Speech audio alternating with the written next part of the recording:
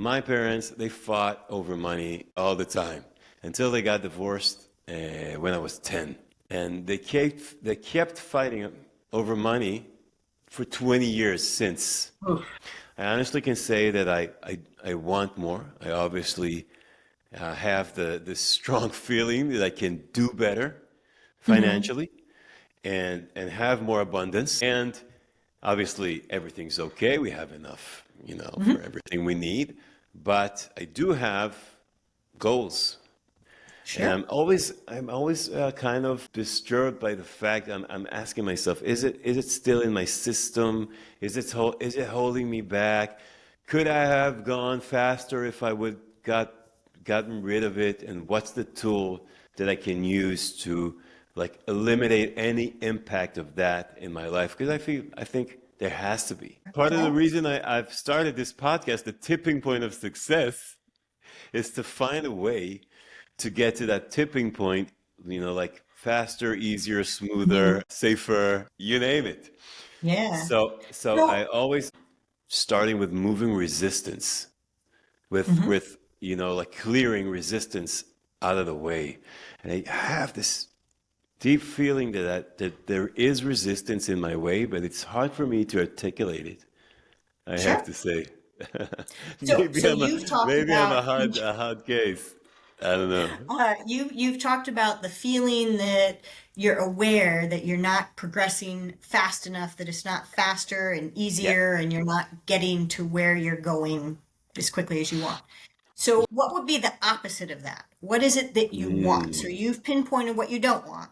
yeah. So, if you had to say a sentence that was phrased in the positive of what you do want or what is happening, if you were to fast forward your life 2 years and you had everything that you wanted, you'd attained your goals and things like that. What's the positive there that you would say? Wow, that's a great question. So I would say that my life or the place that I'm at is like I said, like the opposite. It's like I feel no resistance. I feel ultimate I freedom. I love think, that. I yeah, feel no resistance. yeah, I feel no resistance. right. So you feel ease.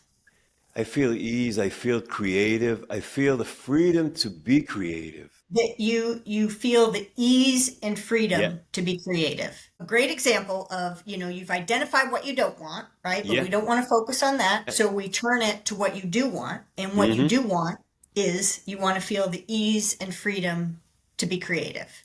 Because that's definitely a feeling that you can lock onto. And so for the positive belief, you would just state it in the present. So, such as, I feel great ease and freedom to be creative. Does that line feel like it resonates with you? Or I how would you love it. rephrase it? Yeah, So, that's one perfect. sentence. That's great. I'll take it. Okay. I'll buy So it. I feel great ease and freedom to be creative. So Mhm. that would be your, say, affirmation or your new belief. Mm. And so I'll walk you through a technique that I use a lot that I think is pretty powerful called the swish technique. So I'm going Let's to go. have you close your eyes. Close my eyes. Close your eyes. It's easier to visualize if your eyes are closed. All right. All right. There. So describe a scene where you feel the resistance. A meeting with my team that everybody's like silent and energy is Great. really low, the frequency is Great. really low, nobody's saying anything. Perfect. All right. So that's your picture. So in your mind's Yeah. eye, imagine you've got this big white movie screen, right? And on that white movie screen is projecting this meeting where everyone's silent. It's kind of awkward. The Yeah. energy is low, Yeah. and you're not making any progress. Great. Yeah. So that's what you don't want. Now, Right. in the bottom right, very small, we're going to create a new vision. And so Mm-hmm. we start with the negative. We are looking at that boardroom where everyone is silent and it's super uncomfortable, and it feels bad, right? In the bottom right corner is that new vision, and you're going to make it grow really big and really fast to sort of fill up that screen in your mind, almost like a swish. Exactly. So you are replacing that sort of negative picture with this wonderful positive picture where you're in this meeting room and you're telling them of your great ideas, and this is sparking all kinds of creativity from them, and there's excitement and there's energy, and now it's got a life of its own, and it's just moving forward even without you pushing. And so you're locking on to the feeling of that. And so while you're sort of watching, that vision, you might say to yourself that you feel the great ease and freedom to be creative. And so you would repeat that, and you would do that swish several times. So you bring up the bad one again, and you get that sort of vision and feeling. You see a small good one in the corner, and then it fills the whole screen. Just needs to take, maybe 30 seconds or a minute. If you really want to supercharge it, every time you have that feeling of, I'm not moving fast enough, I'm not accomplishing things, there's no energy behind it, I'm meeting resistance. When you have that feeling, just close your eyes, get centered, and do that swish technique. And you will be amazed at how quickly you will move past that. And more opportunity will show up, and more energy will show up, and all those things you want will sort of come rushing in. What is the logic behind that? Behind the switching of the picture from small to big? What's happening there?